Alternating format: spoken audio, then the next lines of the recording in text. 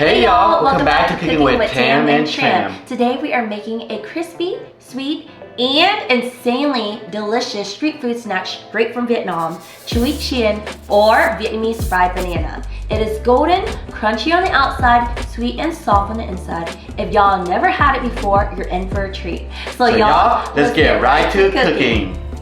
Let's begin by making our batter.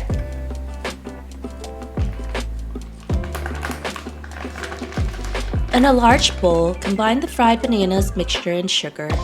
Add water and whisk until you get a smooth, pancake-like consistency, and then set it aside and let it rest for 15 minutes. And if you like, add vanilla extract and roasted sesame seeds for extra flavor and crunch. Next, heat up your oil in a nonstick pan to about 330 to 350 degrees Fahrenheit. Thai bananas are much smaller, sweeter, and firmer, perfect for frying.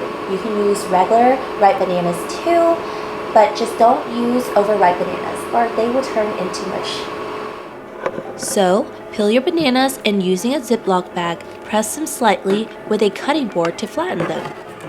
This helps them cook evenly and get super crispy. There you go. Now it's time to batter the banana before we fry them. Coat the banana with the batter, let any excess drip off, and sprinkle more roasted sesame seeds on top.